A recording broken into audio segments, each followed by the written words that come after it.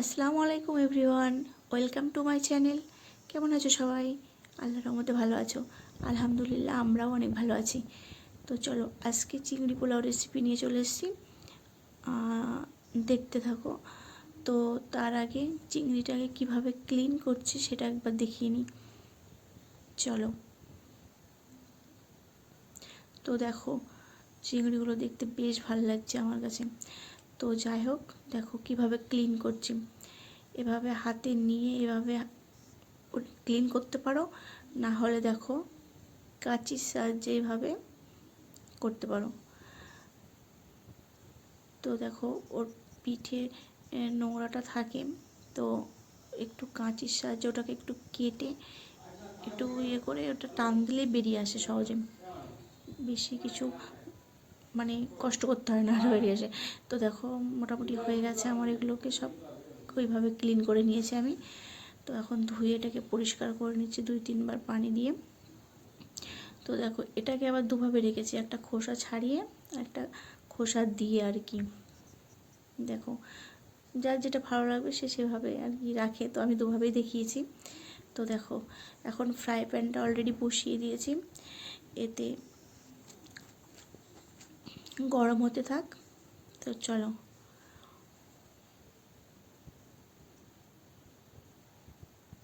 গরম হয়ে এসেছে, আমি এখন এতে অয়েল ঢেলেছি, অয়েলটাও গরম হতে থাক।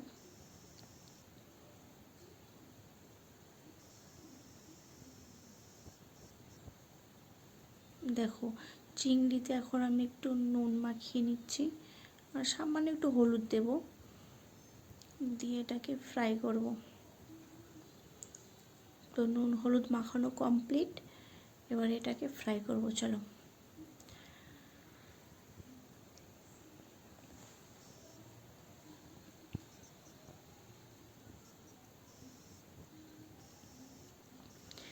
তো দেখো গরম হয়ে গেছে অয়েলটা, তো আমি চিংড়িগুলো ছেড়ে দিচ্ছি দেখো তেলের মধ্যে।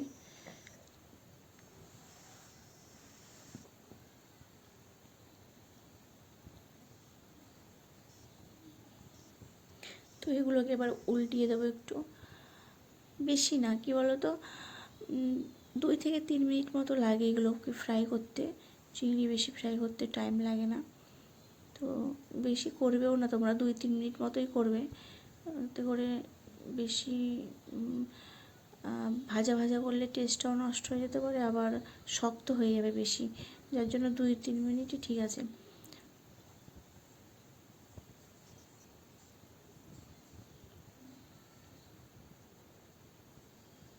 তো দেখো উল্টিয়ে সুন্দর করে এটাকে আমি ভেজে নিয়েছি, এবার এটাকে আমি উঠিয়ে নিচ্ছি। দেখো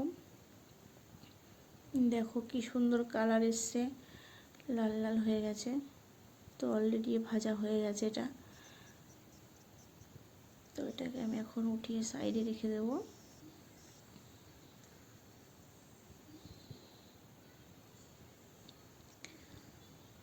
আর এই তেলের মধ্যে কি বলতো, আমার ঘি লাগবে, তো 1 টেবিল স্পুন ঘি দেবো এখন এতে। তো চলো 1 টেবিল স্পুন ঘি দিয়ে দিচ্ছি। তো ঘিটা চামচে লেগেছিলো, তাই জন্য ওইভাবে অয়েলের সঙ্গে আর কি করে দিচ্ছি। দেখো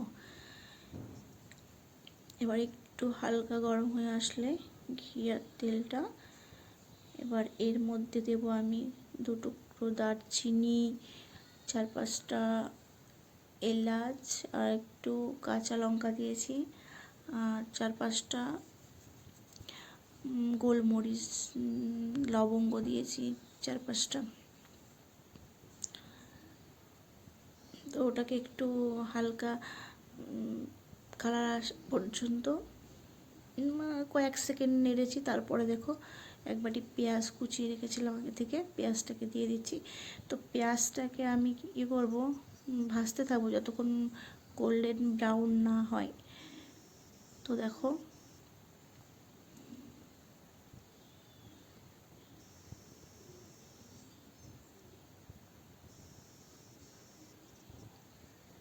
দেখো মোটামুটি কালার প্রায় চলে এসছে। আমি এবার এখানে একে একে মশলা অ্যাড করতে থাকবো। 1 টিস্পুন আদার পেস্ট দিয়েছি, 1 টিস্পুন রসুনের পেস্ট দিয়েছি। দেখো এটাকে একটু নাড়তে থাকবো যতক্ষণ না আদা রসুনের গন্ধটা চলে যায়। এটাও কয়েক সেকেন্ড নাড়বো, বেশি নয়, নাহলে পুড়ে যেতে পারে বা তলা থেকে লেগে যেতে পারে। এবার দেখো এখানে 1 টেবিল স্পুন হলদি দিয়েছি, হলদি পাউডার, আর 1/2 টিস্পুন মতো মরিচের গুঁড়া দিয়েছি। তো যেহেতু কাঁচা ঝালটা দিয়েছি একটু আমি আগে, যার জন্য বেশি ঝাল হয়ে যাবে, ওই জন্য দিইনি। তোমরা তোমাদের মতলব ঝালের অনুযায়ী একটু কম বেশি করে নিতে পারো, যে যেমন আর কি ঝাল খাও। তো তারপরে দেখো আমি এখানে জিরার গুঁড়া দিয়ে দিয়েছি, আর আস্ত জিরাটাও দিয়েছি।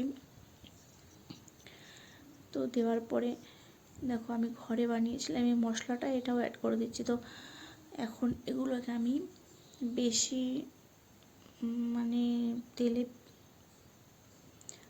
করব না, মানে ভাজা ভাজা বেশি করব না, তাহলে মশলাগুলো পুড়ে যেতে পারে। দেখো হালকা করে ভেজে নিচ্ছি, মানে মিশিয়ে নিচ্ছি আর কি পেঁয়াজের সঙ্গে বা আগে যেগুলো দিয়েছি মশলাগুলোর সঙ্গে। এবার দেখো টমেটো বেটে রেখেছিলাম, তো টমেটোর পিউরিটাও দিয়ে দিয়েছি এতে। দেখো টমেটোটা যতক্ষণ না টমেটোর কালারটা চেঞ্জ হয়ে আসছে, মানে গ্রেভিটা থেকে তেল ছাড়ছে, ততক্ষণ আমি এবার নাড়তেই থাকবো। তারপরে দেখো স্বাদ অনুসারে লবণটাও দিয়ে দিয়েছি।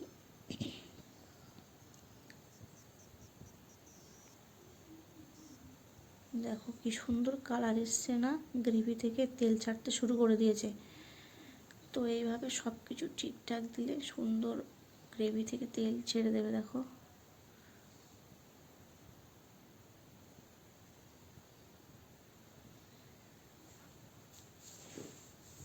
তো দেওয়ার পরে এখানে আমি আগে থেকে দইটাকে ফাটিয়ে রেখেছিলাম, তো এখন এটাকে একটু নাড়িয়ে গ্রেভির মধ্যে ঢেলে দেবো।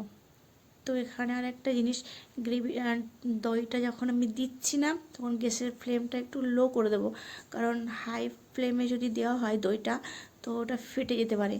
তো ফাটার কারণে ওটা ছানা ছানা হয়ে যাবে, তো দেখতেও ভালো লাগবে না আর খেতেও ভালো হবে না, সেই জন্য। তারপরে ওটাকে মিলিয়ে একটু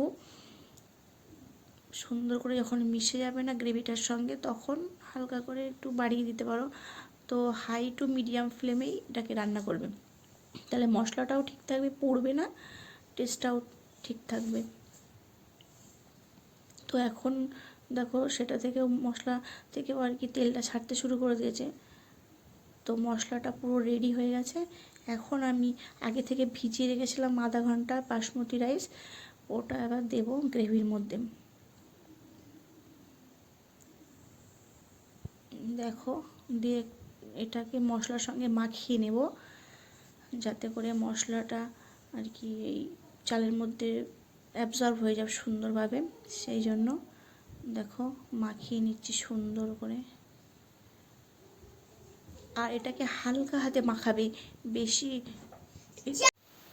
তো দেখো এটাকে মাখিয়ে নিয়েছি সুন্দর করে। তো এখানে আমি পানি দেবো এবার। এখানে বলি পানিটা, চাল দেখো যদি 1 বাটি দাও, পানি তার ডবল দেবে। তো আমি সেই রকম অনুপাতেই দিয়েছি, যতটা আমি চাল নিয়েছি তত তার ডবল পানি দিয়েছি আর কি। তো তোমরা এই রেশিওটা ফলো করেই করবে, আই থিঙ্ক ভালো হবে, খেতেও খুব টেস্ট হবে। তো ভিডিওটা যদি ভালো লাগে প্লিজ লাইক করবে, চ্যানেলটা সাবস্ক্রাইব করে পাশে থাকবে। তো দেখো আমি এটাকে ঢাকনা দিয়ে হতে দিয়েছিলাম, দিয়ে পর দেখছি একটু খুলে একটু নেড়েও দিতে হবে, নাহলে নিচে থেকে লেগে যেতে পারে, সেই জন্য। তবে আলতো হাতে করবে কাজটা, তো আলতো হাতে নাড়বে। দেখো আমার একটা মানে চাল ভাঙিনি, দেখো সব একটা একটা হয়ে রয়েছে। দেখো মানে প্রায় দেখবে একটু বাকি আছে চালটা হতে, আর গ্রেভিটাও অল্প অল্প আছে। সেই মুহূর্ত গিয়ে চিংড়িটা দেবে, অনেক আগে থেকে দেবে না, তাহলে অতটা টেস্টও পাবে না, আর চালটা বেশি নাড়াই করতে গিয়ে ভেঙে যেতেও পারে। তো দেখো আমি চিংড়িটা দিয়ে কিভাবে নাড়ছি, নিচের থেকে রাইস নিয়ে উপর দিয়ে এইভাবে চিংড়িগুলোকে ঢেকে দিচ্ছি, যাতে নিচের যে গ্রেভিগুলো আছে বা চিংড়িটা ওই গ্রেভির সঙ্গে চালের সঙ্গে মিশে হয়ে যাবে।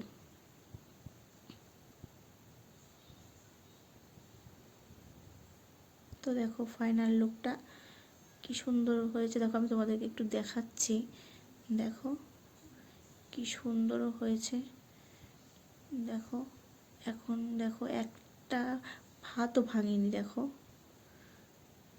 দেখলেই বুঝতে পারছো তোমরা নিশ্চয়ই। তো এই কাজটাকে আলতো হাতে করবে, এরকম একটা চালও কারোর ভাঙবে না, কিচ্ছু হবে না। দেখো এবার এটা